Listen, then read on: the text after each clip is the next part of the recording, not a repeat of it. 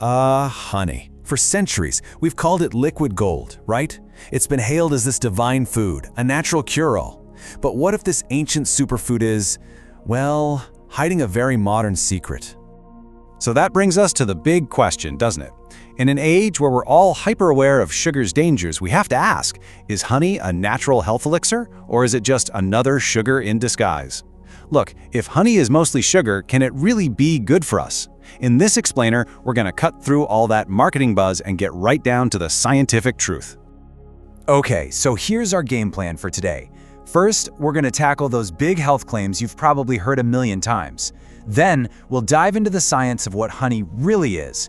After that, we'll uncover its genuine benefits. And finally, we'll wrap up with how to use it the right way. All right, first up, let's get right into those claims that have basically cemented honey's status as this amazing superfood. It's time to separate the marketing hype from the actual molecules. I'm sure you've seen this one online. Claim number 1, eating honey right before bed will help you sleep better. Yep, a spoonful of honey promising a peaceful night's sleep. The whole theory is that it gives your brain this little nudge to produce those sleepy time hormones. But here's the reality. The only way this works is by spiking your insulin. And, purposefully sending your blood sugar on a wild roller coaster ride every single night, that's a really risky game. It can lead to some serious long-term health issues. Honestly, that tiny, questionable sleep benefit just isn't worth the metabolic price you have to pay. Okay, next up, claim number 2. This is a big one. Honey will help you learn faster and ease anxiety. The logic seems pretty simple, right? A quick shot of glucose to fuel your brain cells. Makes sense on the surface. But here's the thing, the reality is pretty much the exact opposite. That glucose spike, it creates that classic blood sugar roller coaster we just talked about. You get this temporary high, this little burst of energy, but it's always followed by a low, a crash. And that crash can leave you feeling foggy and even more anxious. For a truly calm, stable mood, what you want is stable blood sugar, not these dramatic peaks and valleys. And now for the biggest claim of all. You've definitely heard this one. Honey is so full of good nutrition, it will help you lose weight. I mean, this is the ultimate health halo, right? The idea that it's a nutritional powerhouse. But what do the actual facts say? Okay, just take a good look at this chart. A single tablespoon of honey. What's the big takeaway here? See all those zeros?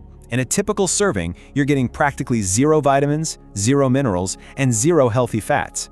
So that whole idea that honey is packed with nutrition, well, scientifically speaking, it's just not true. So, if it's not packed with vitamins and minerals, then what exactly are we eating when we eat honey? Well, that question brings us right to the science of sweetness. So here's the breakdown. On a molecular level, honey is really just sugar and water. But check this out, this is the key part. If you remove the water so you can compare it apples to apples with regular table sugar, the result is kind of shocking. Table sugar, as you see here, is a perfect 50-50 split of fructose and glucose. And honey? It's almost the exact same ratio. To your body, to your cells, these two things look nearly identical. And this chart, this shows you exactly how your body reacts. We're looking at the glycemic index, which is just a fancy way of measuring how much something spikes your blood sugar. Table sugar clocks in at about 60, and honey? It's right there next to it, at 58. It's practically the same. So that afternoon slump you feel after a sweet snack? Yep, honey can cause that just as easily as sugar can. The bottom line here is that your metabolism barely even knows the difference. Okay, wow. So we've kind of torn down a lot of the myths, and at this point, you might be ready to just throw your honey jar in the trash. But hold on a second, the story isn't quite that simple. Because beyond all that sugar, honey does have some unique and genuinely beneficial properties. So this is what honey actually offers. Beyond the sweetness, the crucial point here is that it is more than just sugar. It has some really cool stuff in it, like antibacterial properties, a special kind of prebiotic fiber called FOS, and those beneficial plant compounds we call polyphenols. Let's zoom in on that FOS for a second. Yeah, that stands for fructooligosaccharides. I know, it's a total mouthful, but the concept is actually really simple. Think of it like this. It's a type of fiber that we can't digest, but it's the perfect food for all the good bacteria living in your gut. So it helps feed your microbiome, which can seriously improve your overall gut health. And you know what? This is exactly where that age-old wisdom about using honey for a sore throat comes from. Its antibacterial properties are legit. They're real. So when you let a little bit of honey coat your throat, it's not just a comforting placebo effect. It's actually working topically to fight off irritation and bacteria. This is one benefit that is absolutely scientifically sound. So, all of this leads us to the most important part of our conversation today. How do we use honey the right way? How can we add it to a healthy lifestyle without thinking of it as some kind of magic cure-all? Okay, first and foremost, and this is non-negotiable, portion control is everything. The golden rule here is to stick to less than 20 grams per day. That's about 1 tablespoon.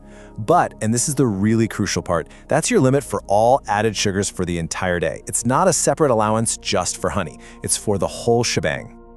All right, so if you want to get those real benefits we talked about, here is your simple honey rulebook.